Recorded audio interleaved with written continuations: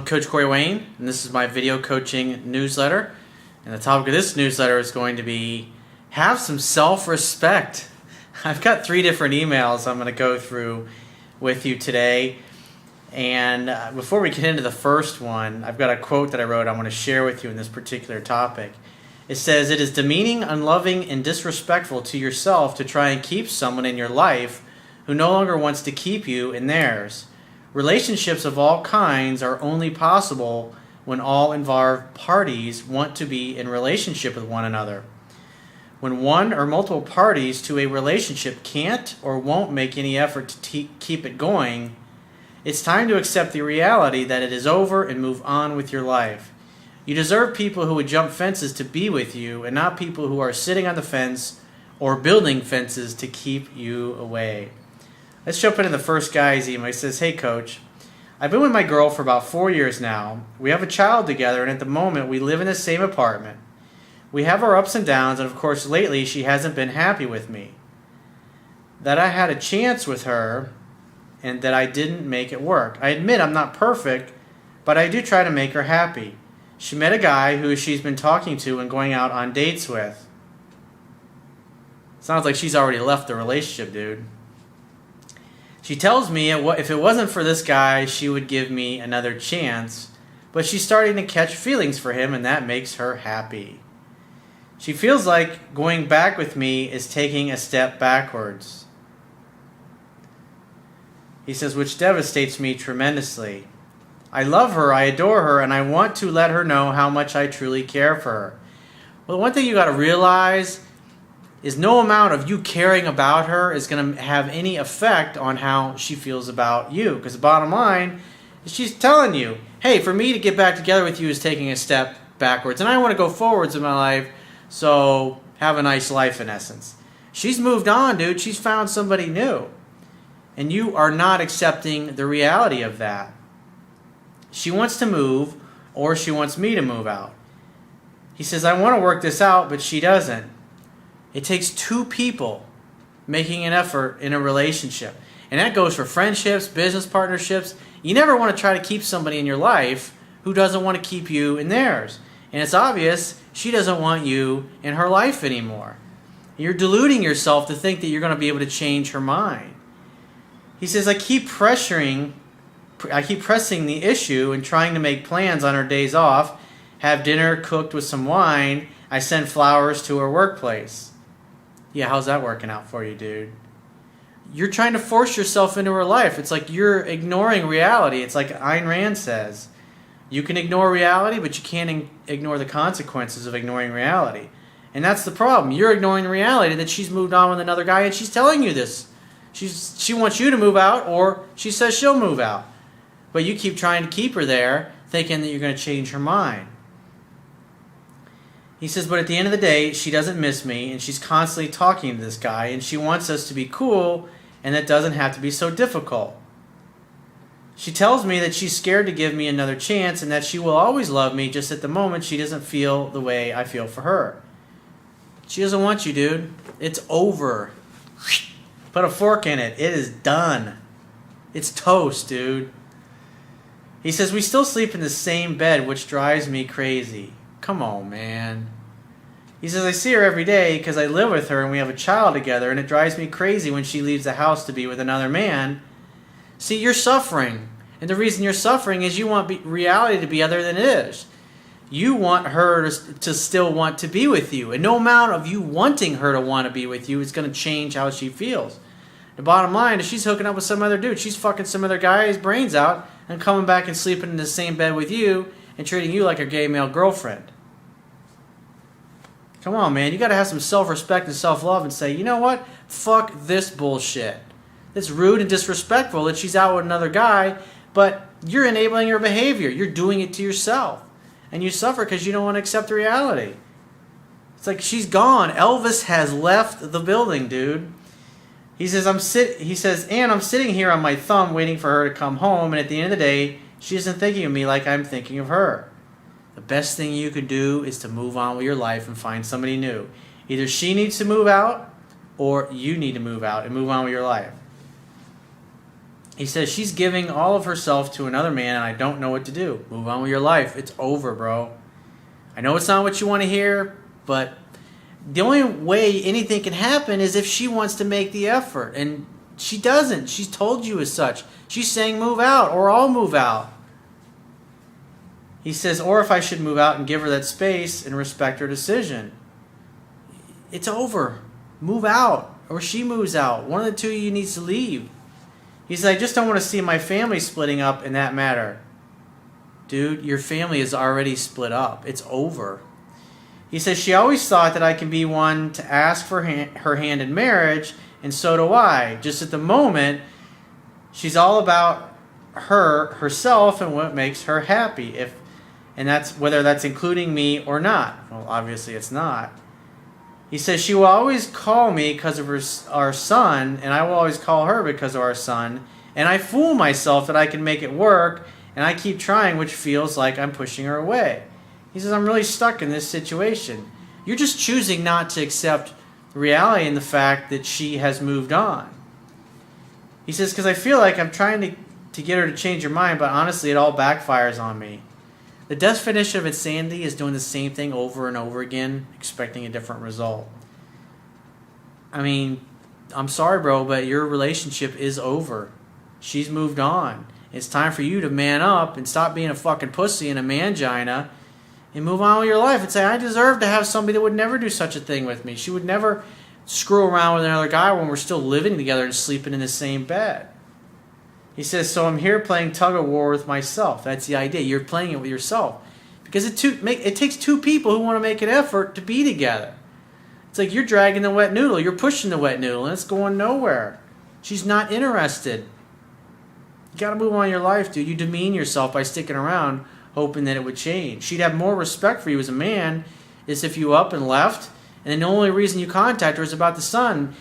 And when you see her, make plans in person so you don't have to continue to talk on the phone or have anything other to do with her socially so you can move on with your life. So let's get into the second guy's email. He says, hey, Coach, I hope you're doing well. He says, I'd appreciate your advice on my situation.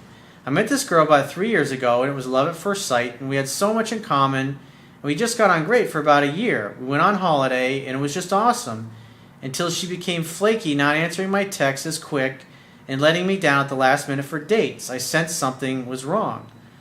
So what happened was she was losing attraction for you, and it happened slowly over time. And you obviously realized that something was going on because she's not calling you back as quick, she's not as eager to spend time with you, and then she starts canceling dates. She's literally leaving the relationship, and typically what most guys do when that situation happens is they start to run after her. And all that does is drive her away more. In those kinds of situations, you have to back off. You don't continue to pursue and to pursue and to pursue. He says, she said I was becoming too needy and in her face, and we began to argue when we did meet until she dumped me. Probably the reason you're arguing with her is you're complaining that she wasn't spending enough time with you. Because obviously you didn't understand what to do to re-attract her, and so instead, because you were in a fearful place, you literally chased her right out of your life. Until she lost all respect and any kind of feelings of attraction for you, and then you were done, dude. You were gone like yesterday's newspaper. He says, a few weeks later, after no contact from her, I found out she was with someone else, which screwed me up. This is where I found you, and I bought your book, and I watched your video newsletters, and I started to get myself back on track, many thanks to you. About 6 months later, I bumped into her, and I was out with a friend and a few girls, and she saw me and grabbed my arm and asked who these girls were. I said I was out having fun. We ended up having a few drinks and talking to the early hours. She told me about this guy that she had met and said it was a rebound and it didn't last very long. We left and went our separate ways. The next day, she texted me to meet up, and cut a long story short, we got back together. You see, the difference is between this email and the first guy's email is this dude walked away at this particular point. He digs himself a hole later on, but I'll get into that in a second. But the bottom line is what you see here is that he walks away. And then he sees her again, and they talk, and they have a great conversation. Then they go their separate ways. But what happens? She gets in touch with him the next day. She starts making an effort, because at least at that point, he was already meeting other women and had moved on with his life. And therefore, she reached out to him. And what did he do? He made it a date. They hung out, had fun, and they hooked up, and then they got back together. However, if you go back to your old ways after a period of time, then the same thing that happened the first time around is going to happen the second time around. He says, I'm 45 with my own business, and she's 33 and very successful in her own right. I live on my own, and she lives with her parents. I want to know why I get so jealous when I'm out with her. Is it genetics or fear of losing her again to someone else? Because it caused a lot of issues between us. Well, you are fearing losing her. What does that mean? You probably have deep-seated beliefs that you don't feel like you deserve to have her, or that it's just simply a matter of time before she leaves you like the last time around. And since you're in a place of fear, what you fear, you tend to attract. And when you become fearful that she's not really that into you, what do? You start to chase. And you start acting like a woman. You start acting weak. You start acting too compliant. You start to over-pursue. You start to call her too much, chase too much, get upset that she doesn't want to spend as much time with you, and that just drives her away. He says, after a few months, things settled down, and she asked me for a child, and I thought, wow, big decision for me, as I already have a 25-year-old and a 21-year-old from previous relationships. But after lots of thought, I agreed. You should have spent a couple of years dating before you get... That's a big fucking responsibility, having a kid together, and you don't just flippantly do it after you're hooking up for a few months. Most guys think, hey, that's a great idea, because then I could hold on to her if we got a kid together, and then she's definitely not going to leave. They mistakenly think. He says, months later, she became pregnant, and she was still living with her parents, and remained there through her 9 months, which were a nightmare due to her hormones. I would hardly see her, and we didn't go out. Sounds like you kind of went right back to your old ways that got you rejected the first time around. He says, I didn't know what was happening, and she didn't say that she was moving in with me, and I got pissed off as I didn't know where I stood with her. It's like you were doing fine, you meet this girl, and then it's like, oh, I don't need Corey's book anymore. Throw it right out there. I don't need to read this fucking thing 10 to 15 times. I'm busy. I don't have time for this shit. I know this. She's going to want me because I'm awesome. But you weren't spending any time with her, and it was pissing you off. And since it was pissing you off, that was coming through in your conversations, which all that does is cause her to not want to be around you. He says, I became frustrated that she didn't want to spend time with me, and I just wanted to give her my loving support, but I just wasn't able to. So you're trying to force yourself upon her. You're completely reverted exactly right back to the way that you were before when she dumped you the first time. He said, I started getting uptight about this situation. I became annoyed. She wouldn't spend time with me, but would spend time with her friends. I went back to being needy and jealous and fearful. It's a bad way to go, dude. It's totally predictable what happens next. He says, we would argue mainly via text, which was annoying, and she broke up with me this past Christmas. I was gutted because our baby was due in February of this year. Just after Christmas, we started seeing each other again, and things seemed to be okay. She wanted to see me more, and I thought everything was going great. I didn't mention our relationship, but concentrated on making sure that she was okay and looking forward to the birth of her baby. What does that mean? You were just giving her money? Just nothing healthy about this situation. He says, our son was born in February this year. He's awesome. We spent every evening together at our parents' house, though, which was hard because I went home every night. And that's the key. Notice that she's not coming home to spend time with you and her and your new baby and your family. She's staying with her own family. Why? Because you're basically a sperm donor. I'm sorry, but that's pretty much how it's turned out. Our son became very sick and went to the hospital for a few days. And I was there for them both, and everything was okay after 5 days, and he was sent home. The next day I went to see him, and there was an atmosphere. That doesn't sound good. I left after a couple hours, and the next day I texted her to say I was going to see them, and she said she was tired, and I said, okay, I'll see you the following day. Then she told me not to go because her family was going to be around. He says, what the fuck? I wanted to see my son. You really wanted to force yourself upon her and into her life. And I know we weren't a couple, but we had been okay for about 3 months. She texted me to say that she doesn't want to get back together because of my jealous behavior in the past. And I thought, what the fuck? We've been okay for 3 months. We've got our son, and surely she would want to make an effort to try for the sake of our kids. What I'm thinking is the whole reason that you agreed to have a kid with her because you thought, oh, I can hold on to her if we got a child together, and then she's definitely not going to want to leave me this time around. That's just stupid, dude. I'm sorry, but that's fucked up. He says, but no, she told me there is no us, and she hasn't replied to my text or answered the door when I come around. So like you're stalking her now, you're just showing up at her place all hours of the day and night. She won't even answer the door. Man, you've been watching too many fucking movies, dude. He says, I'm truly devastated as I haven't seen my son for 4 weeks now. How can I talk her to come around, Corey? I just can't walk away. It's like she shut me out of her son and my son's life. Pretty much, she doesn't want you around. I mean, you literally drove her out of your life, out of your needy, insecure, over-pursuing, stalkerish, weak behavior. Her last words were, see a solicitor. So in other words, go get a fucking attorney if you want to see your kid, pal. This tells me she's completely turned off to the point where she wants nothing to do with you. She finally got tired of your weak behavior and lost all respect for you. That sucks, dude. You did it to yourself. You read my book, obviously probably just one time. You didn't read it 10 to 15 times, and you didn't apply the things that I taught. You thought, hey, she's coming around, so I got this. I don't need Corey's book. You throw it out the window, and you go right back to your old bad behavior that got you rejected. And now you got a kid with her, and she won't even let you see the kid. That sucks. He says, what the fuck? She won't even communicate with me. Surely she would want to sort this out between us rather than spend stupid amounts of money on solicitors. I helped her out so much with car payments, anything she needed. I brought most of the baby requirements, and now this. Like I said, you just... Oh, man. Come on, man. Shit, dude. How or what could I say to her to change her mind? Dude, it is over at this point. It's so over, she's like, don't even want to talk to you. She says, get an attorney. Fuck you. That's her attitude. She's tired of you, bro. The definition of insanity is doing the same thing over and over again, expecting a different result. It's like you're beating your head against the wall, and then you go right back to beating against the wall, thinking, hey, maybe this will make a difference. He says, I want us back together, not just for the baby, but because I love her, and why would she treat me this way and cut me out of her life? Come on, man. Do you really need an answer for that? I mean, bottom line is, you read the book once, you've been watching my videos, it's pretty fucking obvious. When you behave this way, you get rejected. I mean, I've done over 1,500 videos at this point. I've done countless, hundreds and hundreds of emails from guys just like you doing exact same kind of behavior, and you're going, I don't understand why she didn't want to talk to me anymore, Corey. It makes no sense. You're delusional, dude.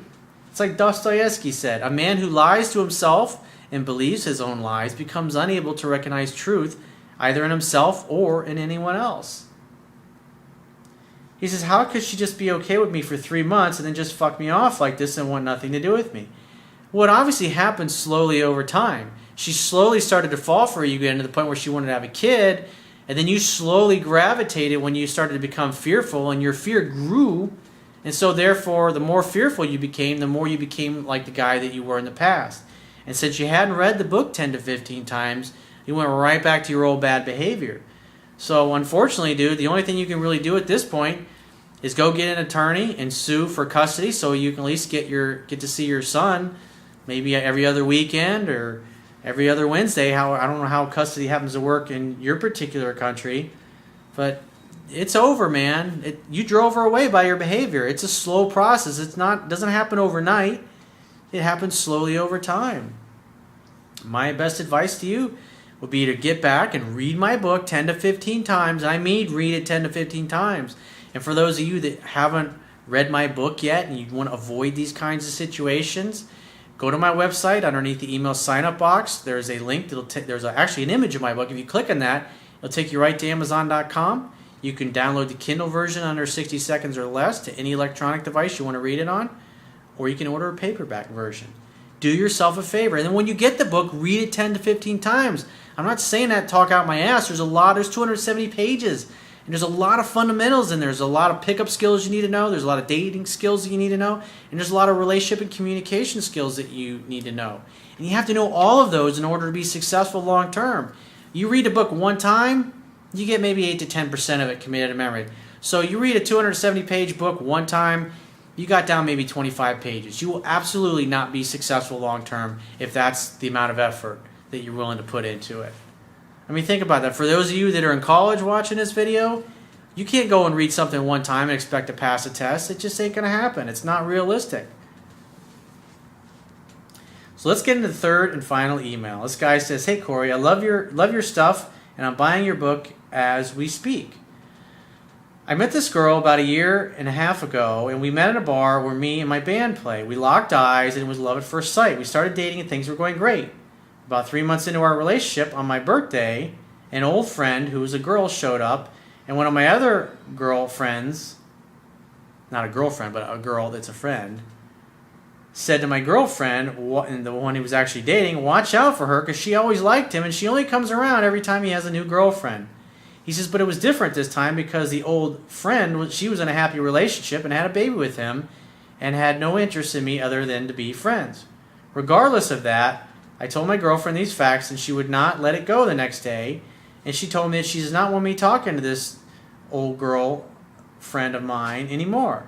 Me being thoughtless and silly, I said okay and agreed not to see her anymore. But the old friend started texting me again a few weeks after, and I did not tell my girlfriend about it because at the time we were arguing. That's probably not going to end well. He says, as I asked my old friend for advice because I did not want to lose this girl. Long story short, my girlfriend found out that I was still talking to her and flipped out and broke up with me. You got to be honest, man. You can't do those things. You can't look your girl in the eye and tell her one thing and then go and do the exact opposite. Your words and your actions aren't congruent. When you do that, it causes her to not trust your masculine core. And therefore, what's a woman supposed to think? You say, oh, I'm not going to talk to her anymore, sweetheart. And then she later finds out a few weeks later that you're talking to her back and forth all the time. How could she trust you? What do you expect? What do you think's going to happen? Men must be congruent. Their words and their actions must be congruent. If you agree to not talk to certain people who are no longer in your life, you got to stick to that. Otherwise, they won't trust your masculine core and they won't trust you. He says, for the last 6 months, I have been doing what a guy should not do by begging, pleading, buying her gifts. And she said she just can't trust me and that I'm a liar and a fuck off, although she said that she still loves me, but I've hurt her bad. I respect women, and I love this girl very much, and I know that she's been hurt before, and she has trust issues and letting people get close to her. You think? He says, the constant chasing was going on for too long one minute, and then she wants me back, and the next she does not even care. He says, enough was enough, so I told her I was not interested in just being friends. See, at that point, you acted like the typical needy, insecure jackass, and she proceeded to lose respect for you over the course of the 6 months that you were begging and pleading and chasing with her. He says, she called me 2 weeks later saying that she still loved me and was very sorry, I want you back, etc. So we started texting again one night, and we texted till 1 a.m. saying, you want to come over? And I said, okay, see you soon. I got there, but I could see that she had a bit to drink. We kissed and we had great sex. The next morning, she seemed quiet and jumped to texting on her phone as she always does. We did not talk much. We went out shopping, but she wasn't as loving as the night before. This is why you need to read my book and learn the fundamentals, because if you had read my book and learned the fundamentals, you would understand that women are like cats. You spend a lot of time around her, all of a sudden. You'd had sex the night before, and women are like that sometimes. Sometimes they go about their lives. Women are like cats. That means when a cat gets bored, it goes off and it roams the neighborhood. And when they do that, you got to let them go. They'll come back. But when you run after them, you communicate unworthiness. This is how you dig yourself a hole and completely turn them off. He says, anyhow, I had to go to work, and I said, drop me a text later. I never got a text, and then she texted me the next day. That's what I'm talking about. Women are like cats. That's how it shows up. And sometimes women do that on purpose. Sometimes when they say, oh, I'll call you later, they'll call you the next day. Why? Because they want to see how you react. They want to see if you get needy and desperate. Because especially in this particular case, if you've exhibited this kind of behavior in the past, she's going to test you again to see if you go back to the old ways. He says, I just said, hey, what's up? And we talked, etc. So I said, when are you free to get together? It would be awesome to see you again. He says, it's been 2 days now with no word from her. Just got to wait for her to get back to you. What does that tell you? She's really not that excited about seeing you again. Probably because you had acted a little needy when you were together. He says, I don't know what to do. Nothing. You sent her a text. You must wait. When she misses you, she'll get in touch.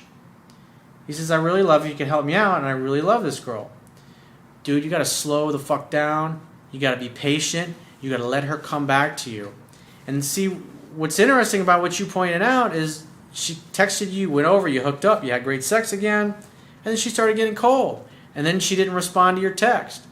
You got to wait for her to get back to you. This is where most guys go wrong. They don't wait. They start going, what the fuck? It's been 2 days. I haven't heard from her. What the hell? And they start getting neurotic.